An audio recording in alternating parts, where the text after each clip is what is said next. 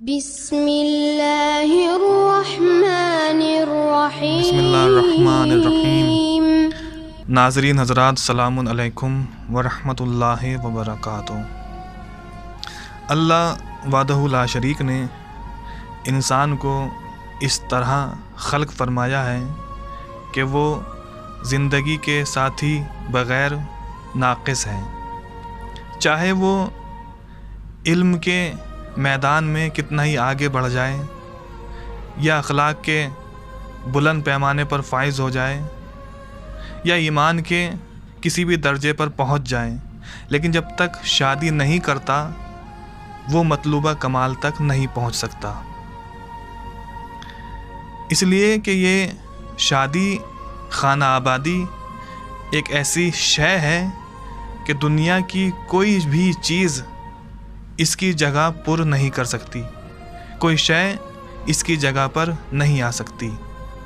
مرد اور عورت دونوں ایک دوسرے کی ہمت ہیں، ایک دوسرے کا حوصلہ ہے، ایک دوسرے کی طاقت ہے اور ایک دوسرے کے بغیر ناقص ہیں، فکری اعتبار سے بھی، جسمی اعتبار سے بھی اور روحی اعتبار سے بھی.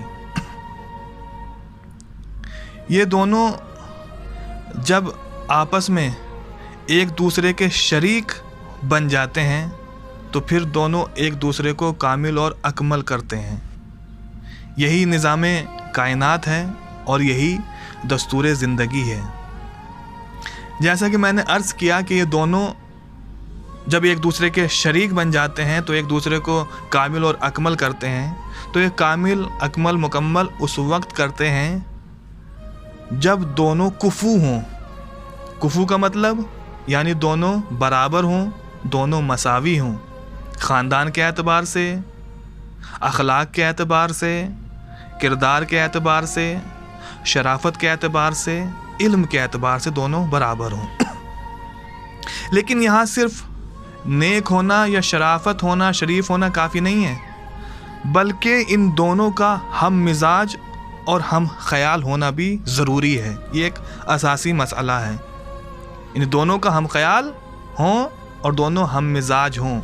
اس لیے کہ ہمارا مشاہدہ ہے کہ بعض ایسے نیک اور اچھے گھرانے سے، اچھے خاندان سے شوہر اور بیوی ہوتے ہیں، اچھے خاندان کے ہونے کے باوجود بھی ان کی ازدواجی زندگی اچھے سے نہیں گزرتی ہے. کیوں؟ کیونکہ دونوں ہم مزاج نہیں ہوتے ہیں، ہم خیال نہیں ہوتے ہیں. پھر نتیجہ یہ ہوتا ہے کہ دونوں میں نااتفاقیاں ہوتی ہیں، لڑائیاں ہوتی ہیں، جھگڑے ہوتے ہیں، اختلافات ہوتے ہیں. ادھر ایک اپنے طریقے سے زندگی گزارتا ہے، دوسرا علیحدہ اپنے طریقے سے زندگی گزارتا ہے اور نوبت طلاق تک پہنچ جاتی ہے. یہ کیوں؟ کیونکہ دونوں ہم مزاج نہیں تھے، دونوں ہم خیال نہیں تھے.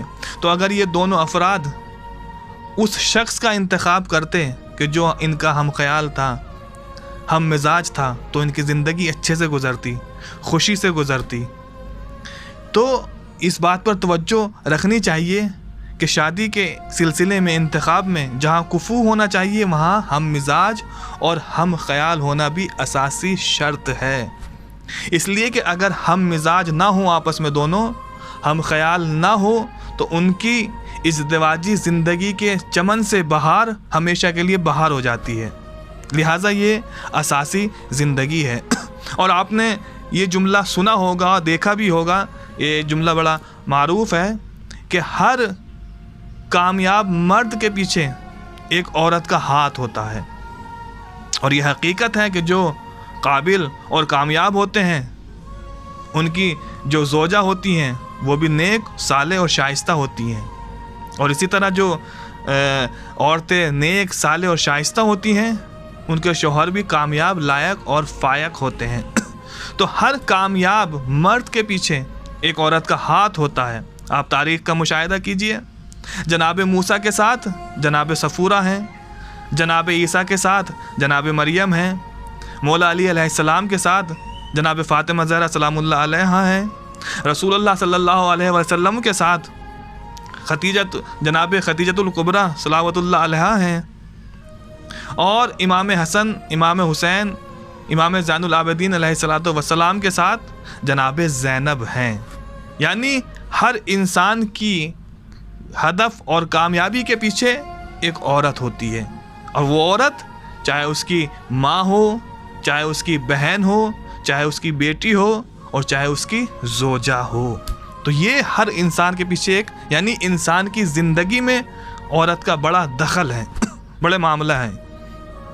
تو اب قرآن مجید مرد اور عورت کے بارے میں ارشاد فرماتا ہے۔ سورہ بقرہ میں آیت نمبر 187 میں ارشاد ہوا، ہنہ لباس لکم وانتم لباس لہن۔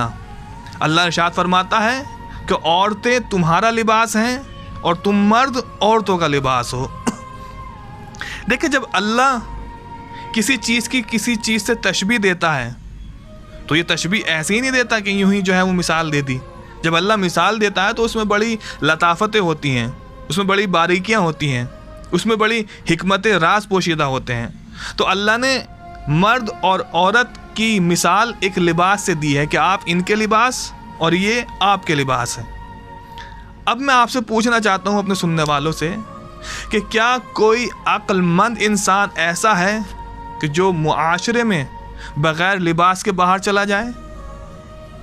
ہر عقل مند انسان یہی کہے گا کہ نہیں، بغیر لباس کے انسان معاشرے میں نہیں جا سکتا، زندگی نہیں گزار سکتا، معاشرے میں سر بلند نہیں کر سکتا۔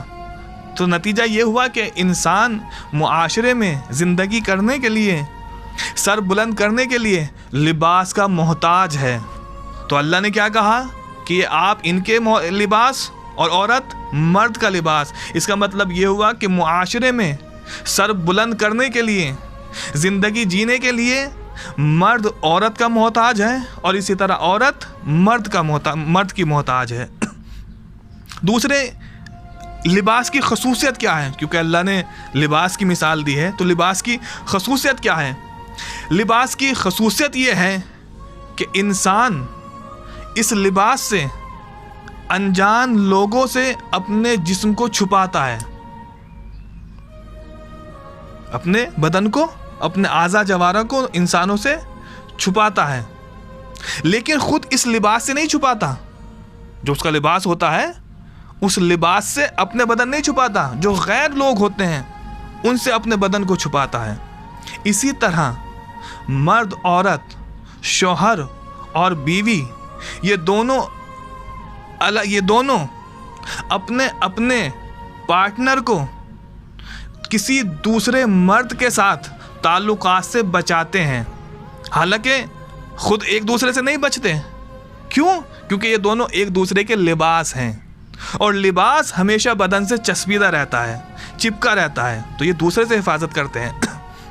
دوسری لباس کی خصوصیت کیا ہے؟ لباس کی خصوصیت یہ ہے کہ لباس انسان کی زینت ہے، لباس انسان کی آرائش ہے، لباس انسان کا ذہن ہے۔ تو مرد اور عورت بھی ایک دوسرے کے لیے، ایک دوسرے کے زینت ہیں، ایک دوسرے کے لیے زیب و زین ہیں۔ اور پھر تیسری چیز یہ کہ لباس اور بدن میں ایک بڑا قریبی رشتہ ہوتا ہے، ان دونوں میں کوئی فاصلہ نہیں ہوتا ہے، ان دونوں میں کوئی تیسری چیز نہیں ہوتی ہے۔ تو اسی طرح مرد شوہر اور بیوی میں ایک بڑا قریبی رشتہ ہوتا ہے، کوئی دوسری چیز ان کے درمیان میں نہیں ہوتی ہے، ان میں کوئی فاصلہ ہونا بھی نہیں چاہیے، کسی تیسرے شخص کو ان کے درمیان آنا بھی نہیں چاہیے۔ اور اگر اس رشتے میں، شوہر اور بیوی کے رشتے میں کوئی درار پڑ بھی جائے تو ان دونوں کو خود معمار بن کر اس درار کو پر کرنا چاہیے، اس کو بھرنا چاہیے، نہ کہ کسی تیسرے شخص کو اس میں مداخلت کرنی چاہیے۔ چوتھی چیز یہ ہے کہ لباس کی خصوصیت یہ ہے کہ انسان لباس ہی میں اچھا لگتا ہے، بغیر لباس کے انسان بڑا عجیب لگتا ہے، بڑا گندا لگتا ہے، لباس ہی میں انسان خوبصورت لگتا ہے، اچھا لگتا ہے۔ اب یہاں ایک بات اور ظاہر ہوتی ہے کہ وہ افراد کہ جو اپنے پارٹنر کے ساتھ، چاہے بیوی شوہر کے ساتھ یا شوہر بیوی کے ساتھ، کہیں جانا پسند نہیں کرتے، ساتھ ساتھ چلنا پسند نہیں کرتے، سفر کرنا پسند نہیں کرتے، تو وہ یاد رکھیں کہ آپ کا پارٹنر آپ کا لباس ہے۔ اگر آپ نے پارٹنر کو ساتھ میں نہیں لیا تو خدا کی نظر میں آپ بے لباس ہیں، اور بے لباس اللہ کو اچھا نہیں لگتا، ملائکہ کو اچھا نہیں لگتا، اہل بیت کو اچھا نہیں لگتا، تو یہ آپ کا لباس ہے۔ تو اللہ نے اس طریقے سے مرد اور عورت کی مثال دی ہے کہ آپ عورت مرد کا لباس ہے اور مرد عورت کا لباس ہے۔ جتنا ہم اپنے لباس کی حفاظت کریں گے اتنا ہی لباس ہمیں معاشرے میں عزت دے گا۔ تو لہٰذا مرد کو چاہیے کہ عورت کی حفاظت کرے، اس کا خیال رکھے، اور اسی طرح عورت کو بھی چاہیے کہ اپنے شوہر کا خیال رکھے، تاکہ معاشرے میں دونوں کو عزت کی نگاہ سے دیکھا جا سکے۔ پھر دوسری جگہ اللہ قرآن مجید میں سورہ نبا میں ارشاد فرماتا ہے وَجَعَلْنَا اللَّيْلَ لِبَاسًا، ہم نے رات کو تمہارے لیے سکون، آرام اور چین والی قرار دیا۔ یہاں لباس کے معنی ہے سکون، چین اور آرام۔ اس کا مطلب یہ ہوا کہ شوہر مرد کے لیے سکون ہے اور عورت مرد کے لیے سکون ہے۔ اب ہو سکتا ہے کوئی انسان کہ جو شادی کے فلسفے سے، شادی کی حقیقت سے ناواقف ہے، وہ کہہ سکتا ہے کہ بھائی صاحب، جو شادی کے مقصد ہے، جو شادی کی حقیقت ہے، فائدہ ہے، وہ ہمیں بغیر شادی کے دوسرے ذرائع سے حاصل ہو جاتا ہے، لہٰذا ہمیں شادی کی ضرورت نہیں ہے۔ ہمیں کیا ضرورت ہے کہ اتنی ذمہ داری اٹھائیں، اتنے اخراجات برداشت کریں، اس لیے ہمیں شادی کی ضرورت ہی نہیں ہے۔ جو فائدہ ہے، جو مقصد ہے شادی کا، وہ ہمارا دوسرے طریقے سے پورا ہو جاتا ہے۔ تو ایسے لوگوں کو جواب دیا جا سکتا ہے کہ میرے بھائی، آپ جس چیز کو شادی کا مقصد سمجھ رہے ہیں، فائدہ سمجھ رہے ہیں، صرف وہی چیز شادی کا مقصد اور فائدہ نہیں ہے، بلکہ شادی کے اور مختلف بے شمار فائدے ہیں۔ مثلا شادی کا مقصد ہے انسانیت سازی، انسان بنانا۔ شادی کا مقصد ہے احساس ذمہ داری۔ شادی کا مقصد ہے اجتماعی زندگی۔ شادی کا مقصد ہے معاشرے میں سربلندی۔ شادی سے انسان کی قدر و قیمت بڑھتی ہے، معاشرے میں اس کا وقار بڑھتا ہے، لوگوں میں اس کی بات میں وزن بڑھتا ہے، اور صرف انسانوں کے درمیان انسان باقیمت نہیں ہوتا، بلکہ شادی شدہ انسان اللہ کی نظر میں بھی باارزش ہو جاتا ہے، باقیمت ہو جاتا ہے، اس کا وزن بڑھ جاتا ہے۔ شادی شدہ کے اعمال کا ثواب کئی گنا بڑھ جاتا ہے۔ امام جعفر صادق علیہ السلام فرماتے ہیں کہ شادی شدہ کی 2 رکعت نماز غیر شادی شدہ کی 70 رکعتوں سے افضل اور بہتر ہے۔ غور کیا آپ نے؟ تو یہ ہے شادی کے فائدے۔ تو شادی کے ذریعے انسان شادی کے بعد اپنی مردہ صلاحیتوں کو زندہ کرتا ہے۔ شادی کے بعد انسان اپنی زنگ آلود فکر کو سینکل اور کشادہ کرتا ہے، اپنی فکروں کو روشن کرتا ہے۔ مولا علی علیہ السلام فرماتے ہیں کہ جب اصحاب میں سے کوئی شادی کرتا تھا تو رسول اللہ فرماتے تھے کمولا دینہ، اس نے اپنے دین کو مکمل کر لیا، اس کا دین پورا ہو گیا۔ تو اس حدیث کے نتیجے میں پتہ یہ چلتا ہے کہ جب تک انسان کی شادی نہیں ہوتی اس کا دین متزلزل رہتا ہے، جب شادی کر لیتا ہے تو شادی کے بعد اس کا دین محفوظ ہو جاتا ہے، دین کا ایمان کامل ہو جاتا ہے، انسان گناہوں سے بچ جاتا ہے، اور جب انسان ایٹومیٹک گناہوں سے بچتا ہے تو پھر ایٹومیٹک انسان اللہ کے قریب آ جاتا ہے، اس کی ارزش بڑھ جاتی ہے، اس کا مرتبہ، اس کی شان، اس کی شوکت اللہ کے نزدیک زیادہ ہو جاتی ہے، اللہ کے وہ زیادہ قریب ہو جاتا ہے جب گناہوں سے بچنے لگتا ہے۔ عزیزان گرامی، آج معاشرے میں گناہ اس لیے ہو رہے ہیں کیونکہ ہم نے اس عظیم شادی کو بڑا مشکل اور بڑا مہنگا کر دیا ہے۔ تو آئیے ہم مل جل کر اس شادی کو اتنا آسان اور اتنا سستا کر دیں کہ گناہ کا تصور ہمارے ذہنوں سے غائب ہی ہو جائے اور دنیا میں ہمارے معاشرے میں کوئی غیر شادی شدہ لڑکا یا لڑکی باقی نہ رہے۔ وآخر دعوانا ان الحمد للہ رب العالمین۔